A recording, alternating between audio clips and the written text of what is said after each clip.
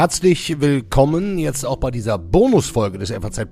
für Deutschland, auch an diesem Freitag, den 27. Februar.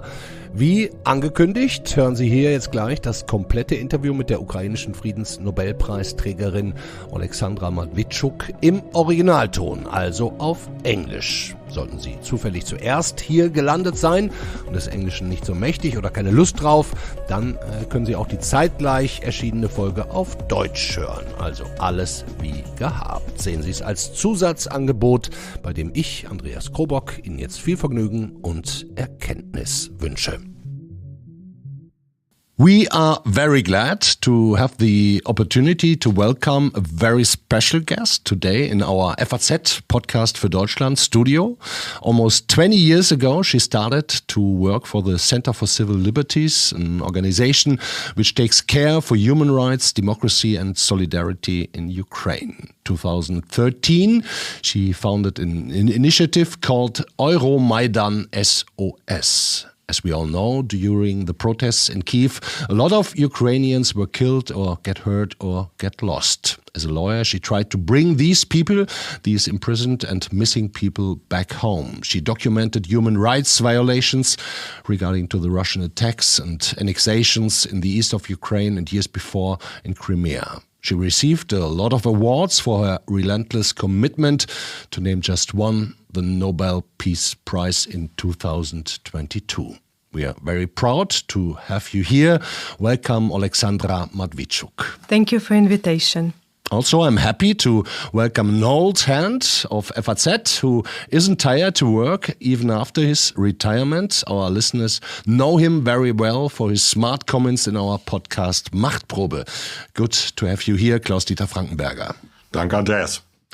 Alexandra, why are you in Germany in these days?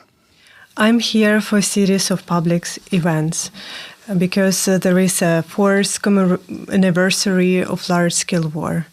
And it's a good opportunity to remind people in Germany about what we are fighting for this war. It's also a good opportunity to express sincere gratitude to people in Germany for being with us in this dramatic time of our history. Mm-hmm. Klaus, you spent a lot of time together yesterday, for example. What is your impression?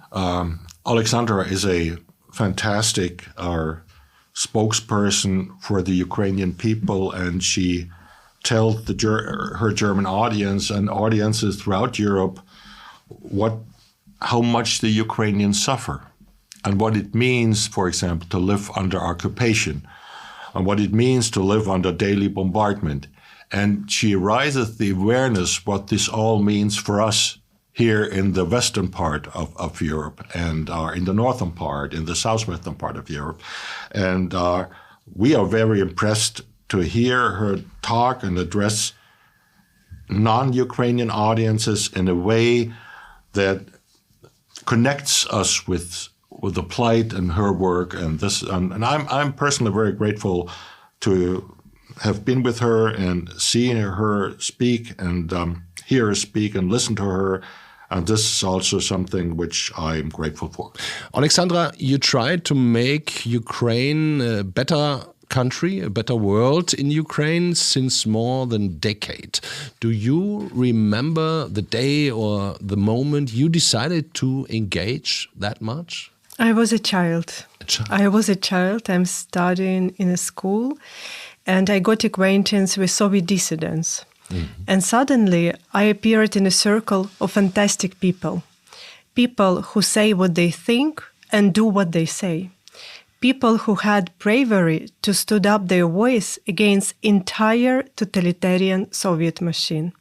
Dissident movements was severely repressed in Soviet times. Part of people were killed, part of people were jailed, part of people were locked for forcible psychological treatment. Their careers were ruined, their families were separated, but they didn't give up. And being a child in a school, I was so impressed by this example of these noble people that I decided that I have to study law and to continue this fight for freedom and for human dignity. And that is why when I finished university, I founded Center for Civil Liberties. And 2013, as I mentioned at the beginning, you founded Maidan SOS. Yes, it was a response of brutal dispersal of peaceful student demonstration in Maidan. Let me remind you that students went to the square when pro-Russian, authoritarian and corrupt government stopped Euro integration process.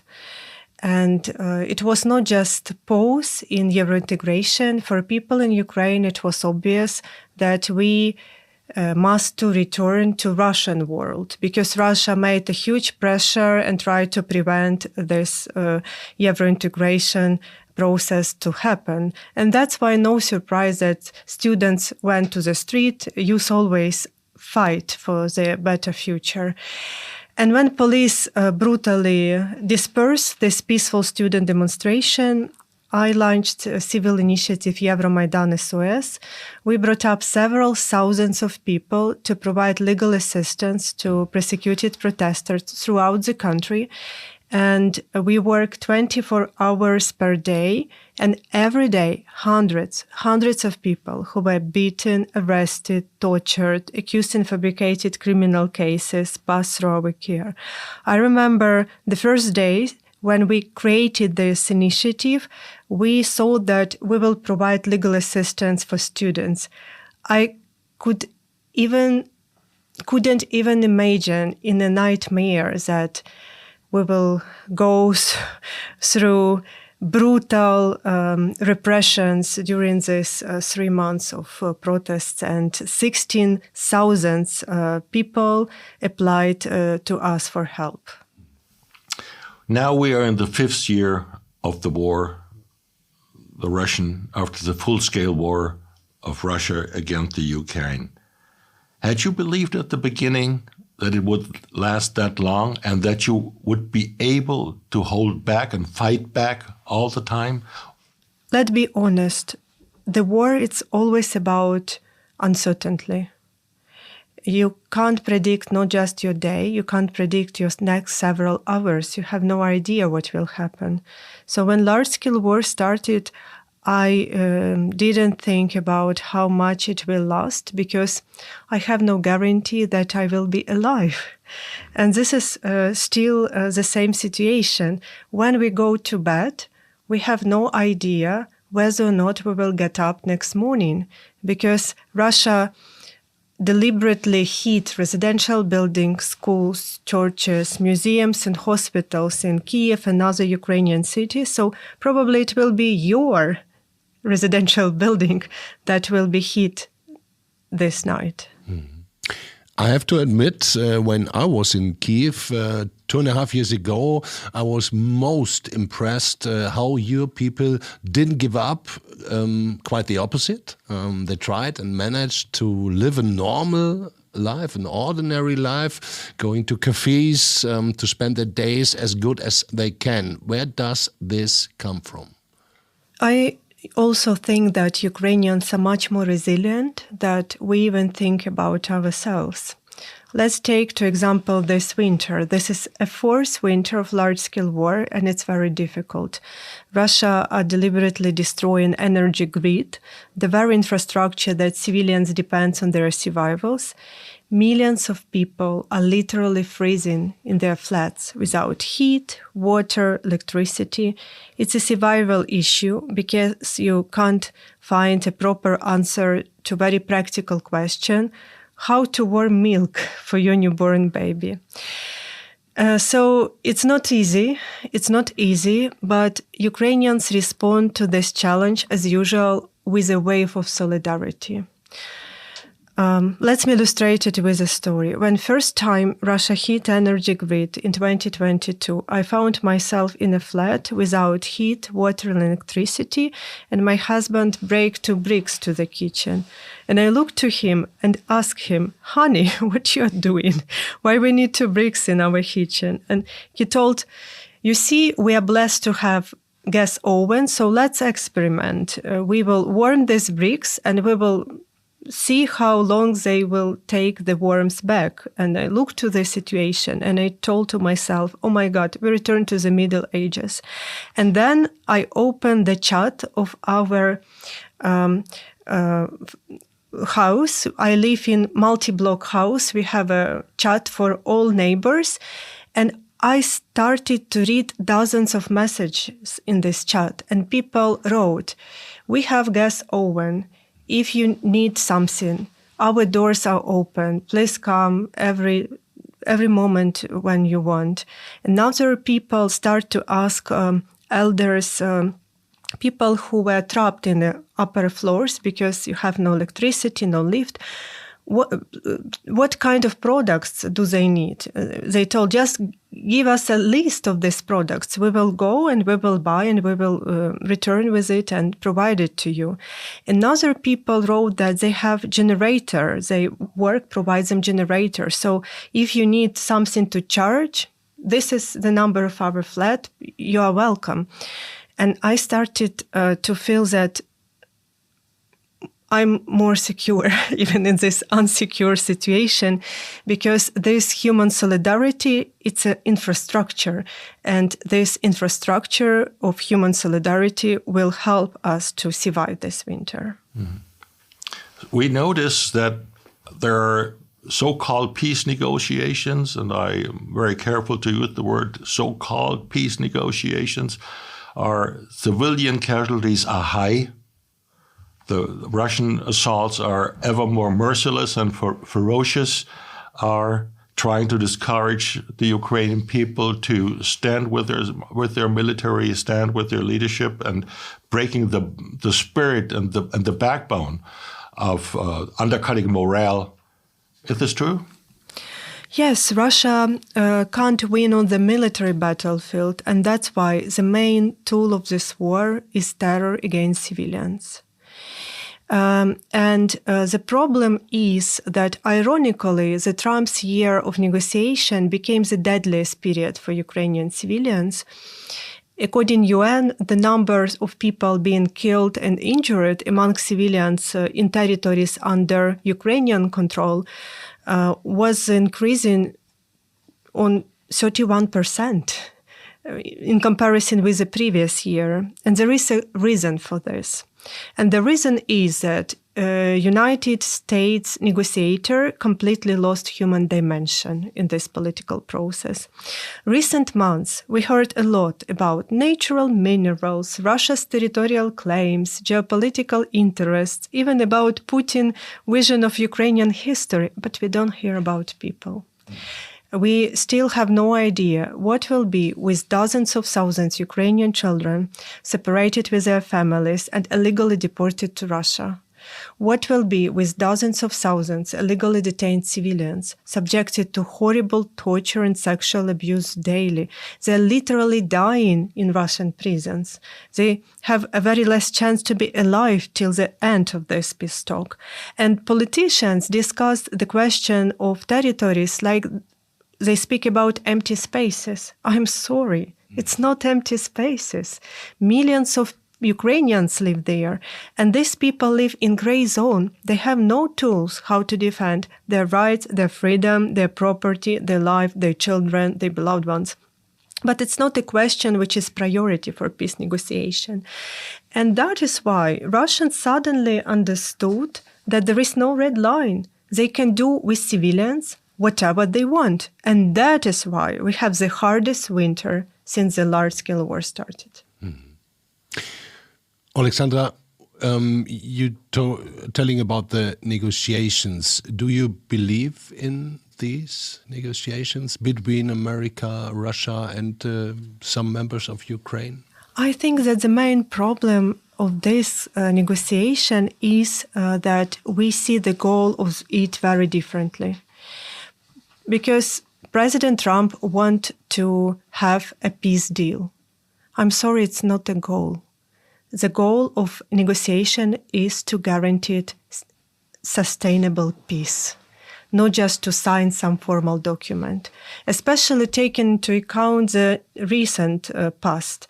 In 2014, when Russia invaded Ukraine first time and occupied Crimea and eastern regions, Ukraine has zero chance to release these territories, and Ukraine signed 2 peace deals with Russia. We call them Minsk peace agreement. And how Russia used these 8 years of so-called peace. Russia violated ceasefire almost daily. People were dying without any negative consequences for aggressor. Russia transferred Crimea and eastern regions into powerful military base. Russia prepared the economy for the next wave of sanctions, produced artillery shells, forcibly recruited Ukrainian men to the Russian army, prepared their troops, and started large-scale war. So there is no need to formally sign the 3rd Minsk agreement. We need peace. And in order to get this, President Trump must to make Putin understand that it's impossible for him to achieve his goal, not just to postpone it in a time. And that is why the main question is about security guarantees. What United States, what European Union, what international community in general will do if Putin will violate the peace deal in 3rd time? This is the main question. So what would a real peace accord look like? Security guarantees from Western countries, troops on Ukrainian soil, or EU membership, all the rest? And really, how can is a defeat of Russia a prerequisite for any peace deal? Let me look to the situation slightly from another perspective, not from the point of words in the formal documents, but in the point of actions. Because if we want to have a peace deal which theoretically provide a chance to this war to stop, not just to make a pause for Putin to retreat, to regroup, and to start large-scale war again, we have already made very important thing. We have to make the price for war for Putin much higher than the price for peace. And we need to do it now. And there is no magic button, but it has to be the complex of decisive actions from United States and European Union and Ukraine. And I don't speak just about military field. It has a lot to be done, how to decrease the level and potential of Russian economy to feed this bloody war. Let me illustrate it with historical example. During Soviet time, when Soviets invaded to Afghanistan, Soviet families started to receive coffins, and it's resulted in negative resonance among society, and Soviets withdraw from Afghanistan. So Russians learned this lesson, and now when Russian families received coffins, they also receive a lot of money. And it's a huge difference, because Russia pretends to be great, but Russia is very poor. A vast majority of people live in unbelievable poverty in depressive regions. It's not visible for international community because they know only Moscow or St. Petersburg. And when these people joined Russian army, they started to receive a money which they can't even dream in their depressive region. It's the only existing social lift for them. So for them, it's actually an incentive to go to war. Yes, it's the main reason. Russia sell death. This is what is core of this type of economy, which our Russian human rights friends called necronomy. Because if this person will be killed in this war, his family will receive money that this person would never earn, even if he would work to the end of his life. So we must break the ability of Russian economy to feed this war, to sell the death. And this needs decisive actions in economical field. In the West, many people think give up some territory and Putin might agree. Is this wishful thinking? Yes, it's wishful thinking, and probably some people abroad can't afford it, but we can't because we are dying. In 2014, Ukraine was neutral country. Neutrality was a status in Ukrainian constitution. Nobody planned to join NATO. Majority of people were against. And Russia invaded Ukraine not because Putin is afraid of NATO, but because Putin is afraid of idea of freedom, which came closer to Russian border after Revolution of Dignity.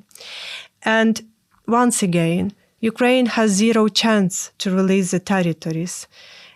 Crimea and part of Luhansk and Donetsk regions. But Putin didn't stop because Russia is empire.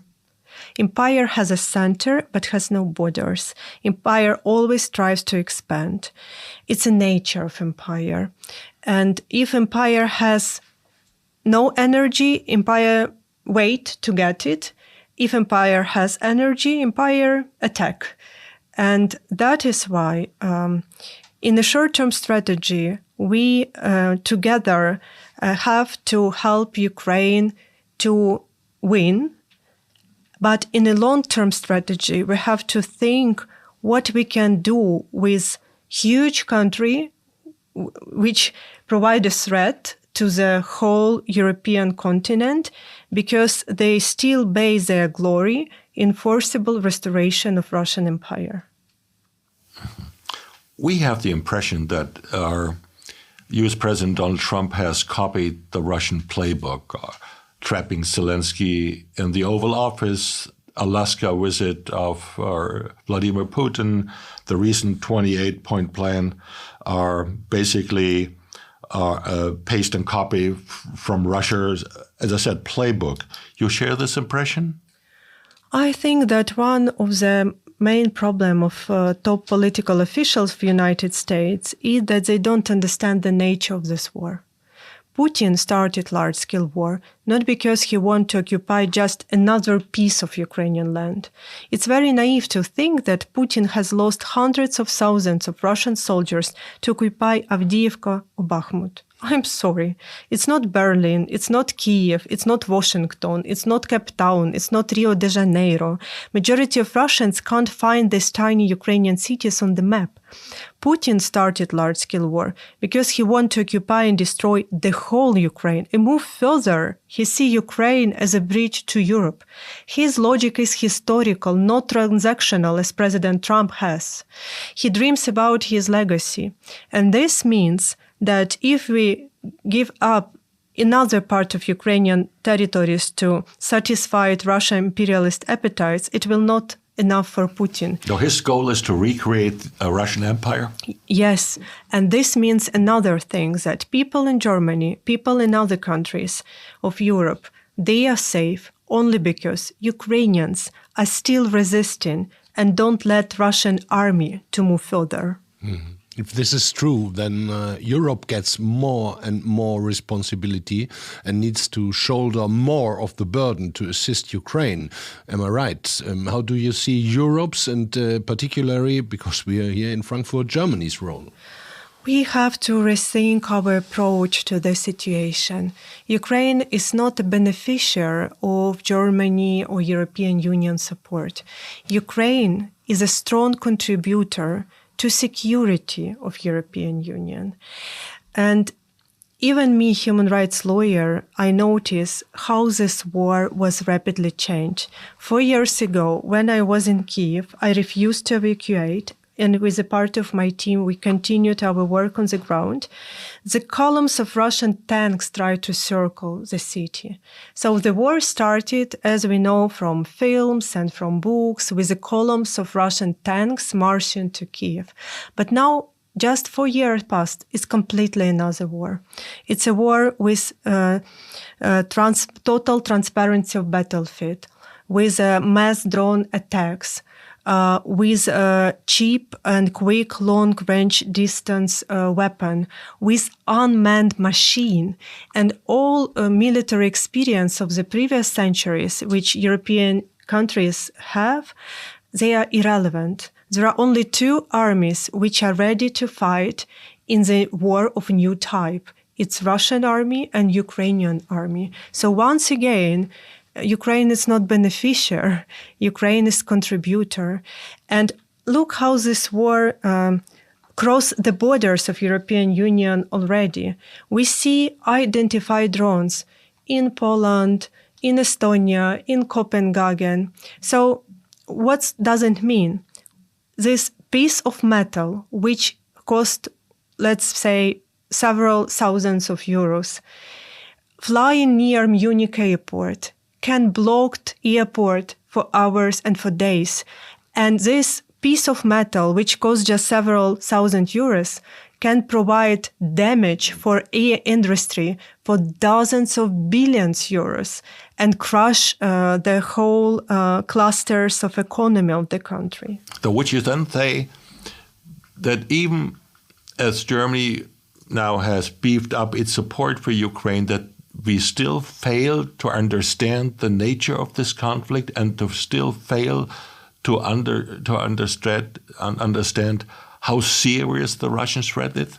I'm not criticize you, I understand you, because it's really difficult to understand that in 21st century there is a people who think that they have a legitimate right to invade another country, to kill people there, to erode their identity, to steal their children. We was in your shoes previously. In 2014, it was a huge shock for Ukrainians. Even in 2022, it was a huge shock for a majority of Ukrainians, because it's a human nature. When reality is very dangerous, people find dozens of rational explanation, try and reject this reality. And probably during peaceful time, we can afford such approach, not to look what's going on in Russian war of aggression against Ukraine, just to concentrate on our own affairs. We are people, we want to raise our families, to do our work. But we are not living in a peaceful time anymore. And we are adults. We have to accept reality, to go beyond of the zone of comfort and start to do decisive actions. Do you have any wishes to the Germans? I'm very grateful for support of people in Germany. We have in Ukraine regular meetings with German volunteers who came on the ground. They're physically present. They do humanitarian work. They bring machine to the front line. Like I see and I feel this support on human to human level.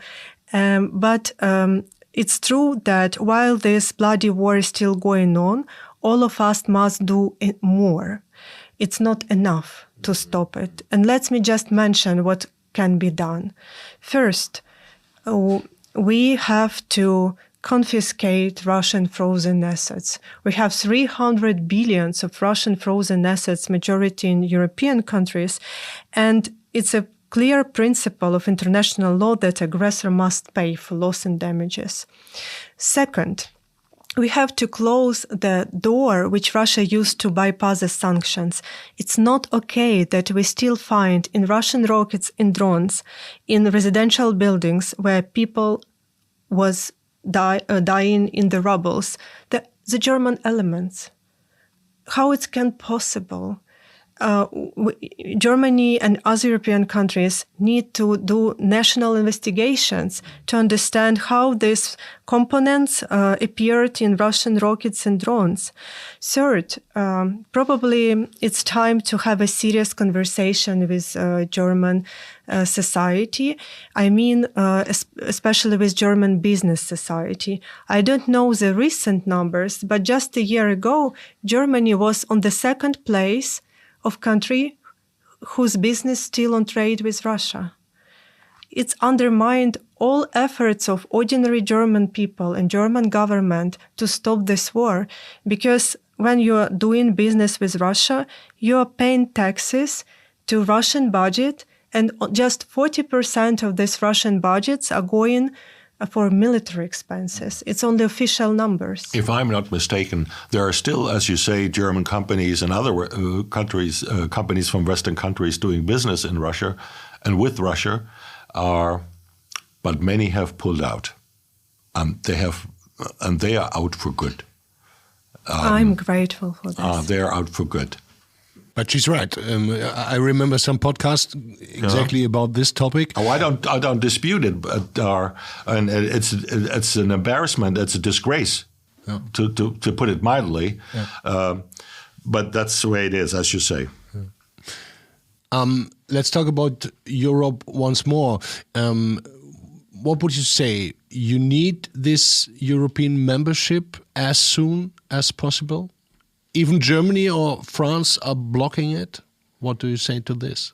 We need to achieve two tasks parallel. Ukraine must conduct reforms and return to European civilized dimension. This is how people formulated accession to EU. For ordinary people, when you ask people from the streets, they have no idea how European Parliament is functioning or what is mandate of Council of Ministers. When you ask ordinary people in the streets in Kiev, in Zaporizhia, in Kharkiv, why or in Frankfurt, why we want to join to European Union, they will use the language of values. They will tell you, we want to have a chance to build a country where the rights of everybody are protected, government is accountable, judiciary is independent, and police do not beat students who are peacefully demonstrating. So reforms for Ukraine is very crucial because we have to do it not just for European Union. First and foremost, we have to do it for ourselves. Rule of law. As rule of law, this is my field of expertise. I think it's one of the core of this reforming process. What can we learn in Germany and in other Western nations from the determination of the Ukrainian people not to give up, but rather to stand up to the aggressor? I think at least to think will be useful. I looked to the social polls in 2022 in Germany, and Germans were asked, what will you do if someone attacked Germany? And I remember that in 2022, every fourth German answered that they will leave the country. And I was hugely surprised because Germany provides a very good quality of life to people here. For sure, nobody is ideal. There are a lot of things to be criticized and improved, but still, you are a good country with a very quality life for people. I can compare. And then I understood that it's probably because people in Germany see their country as a menu of services. It's just a menu of services. And if something broken with your menu, you just go to another country and have another menu of services. It's not a way of thinking of Ukrainians. Being for 3 centuries a part of Russian Empire, for 3 centuries struggling for our independence, for 3 centuries trying to protect our identity. We know the state is not just menu of services. State, it's environment where Ukrainian identity can exist. And second, what can be useful, I hope, for people in Germany, I will illustrate with a story. I interviewed a professor on philosophy, a scholar, Igor Kozlovsky, who spent 700 days in Russian captivity in Donetsk. He originally from Donetsk, and he was abducted there.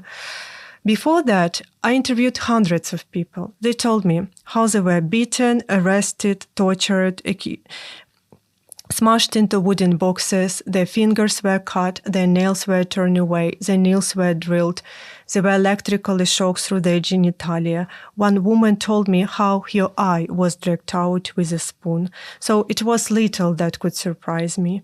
But Professor Kozlovsky mentioned a detail which was insignificant to the evidence base, but this detail impressed me deeply. He described how he was kept in solitary confinement in a tiny cell in a basement with no window, no fresh air, no light. Sewage flows on the dirty floor, and through the opening of the sewage, rats were crawling down. And this detail which struck me, this well-known professor in my country told me how he gave lectures on philosophy to these rats just in order to hear a sound of human voice. And he told me that all his experience, it's not a reason for him to treat himself as a victim, because the basis of our existence is dignity, not victimhood. And dignity is action. Mm-hmm. I heard a sentence of you, ordinary people can do extraordinary things. What do you mean with this? We get used to thinking through the categories of states and interstate organizations, but I know from my own experience, when you can't rely on the legal instruments or international obligation of our partners in Budapest Memorandum, you can still rely on people. And ordinary people have a much great impact that they can even imagine. Ordinary people can do extraordinary things. And Ukrainians is a bright example, because 4 years ago, when Putin launched this large-scale war, nobody believed that Ukraine has a potential to withstand with such enormous military power. Germany and other countries in the European Union were confident that Ukraine will fall just several days or at least several weeks. And being in Kiev at that time, I witnessed how international organizations evacuated their personnel. They left us alone. But ordinary people remained. And it were ordinary people who helped to survive under artillery's fire. It were ordinary people who took people out from the ruined cities. It were ordinary people who break through the encirclement to provide humanitarian aid. And suddenly it became obvious that ordinary people fighting for their freedom and human dignity are stronger than even the second army in the world. We are not hostages. Is it the lesson, or the Ukrainian fight for survival teaches the world? I think so. Once again, we are not hostages. We are not hostages of the circumstances. We are participants of this historical process. What makes the Ukrainian people so resilient, Olexandra, even willing to pay the ultimate price? My hypothesis is the following. When something happened in Germany, you in Germany can rely on democratic, sustainable state institutions. Once again, they are not ideal. A lot of has to be improved, but still you have to rely on them. It's not the case for Ukraine. We have never had a luxury to rely on sustainable states, democratic institutions, because for obvious reason, just 3 decades, we got a chance to restore our independence. So we ancient nation, but very young country. And just 12 years ago, after Revolution of Dignity, we got a chance to build democratic and sustainable state institutions. And this led to another way of thinking, another pattern of behavior. If something existential happens, Ukrainians self-organize. They take responsibility on their own shoulders. And our resilience, it's not in centralized vertical like in Russia, but in local democracy, in self-organization, in agency of ordinary people, and their belief that their efforts matter. Coming back to maybe the beginning of our conversations, you told us, and we know you're a human rights lawyer, and your organization is working daily on this basis. How do you and your team document these Russian atrocities? Could you give us some examples of your work? When large-scale war started, we united our efforts with dozens of organizations from different regions. We built national network of local documentators and covered the whole country, including occupied territories. And that is why, working together, we jointly documented more than 98,000 episodes of war crimes. We use different methods of documentation. We sent mobile groups to the occupied territories. We gathered testimonies of victims and witnesses.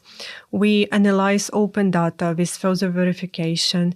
If something happened, for example, Russian rocket hit the biggest children's hospital in Kiev where children were treated from cancer, our local documentators are able very quickly to come, to make photos, videos, to speak with people. What we are doing when we speak about not just legal level, but on level of ideas, when this war turns people into the numbers, we are returning people their names. Because people are not numbers, and life of each person matters. And this is the constant struggle with the war, which turns people just in statistic. They are not statistics. There are human beings under these numbers. Olexandra, you are a Nobel Prize laureate. You and your team have been awarded the prize 4 years ago, 3.5 years ago to be precise. What does it mean to you personally, and what does this mean for your work? It's very surreal to receive a Nobel Peace Prize during the war. So it's not a award, it's responsibility. For decades, the voice of Ukrainian human rights lawyers weren't heard. Probably we was heard just in special platforms like UN Human Rights Committee or OSCE Human Dimension meetings, but not in political rooms where decisions were taken. For decades, we told that country who massively violate human rights provide a threat not just for their own citizens, but for the peace and security in general. And Nobel Peace Prize make our voice tangible. So we try to use this opportunity to be heard, and that's why it's a responsibility, because we have to do everything which we can to stop the level of death in the battlefield, to stop death in the deep rear, to stop death in occupied territories. Believe it or not, with a colleague of mine 2 years ago, I wrote a piece, it was published in major newspapers, and I was not too sure about the content, but he convinced me and said the Ukrainian people deserve the Nobel Peace Prize. I totally agree with you, and this is the sentence from which I started my Nobel speech 4 years ago, that this Nobel Prize is granted for Ukrainian people, who shows once again that what never again means, literally, because never again means that we will not compromise with evil. We will fight with evil, even if it's much stronger. You told us you're not hostage of this situation, you're a participant. And I learned in the last years that you are Ukrainian people are people of hope. Maybe my last question to you, what are your dreams for the future? I think we have to define the word hope properly. Hope, it's not a confidence that everything will be fine. Hope is a deep understanding that all our efforts have a huge meaning. I can't predict future, but I know that with my efforts, with efforts of other people, at that acute moment, we are creating future which we want for us and for our children. Thank you. Thank you very much, Olexandra Matwijtschuk. Thank you very much for this conversation. Danke schön. Danke auch.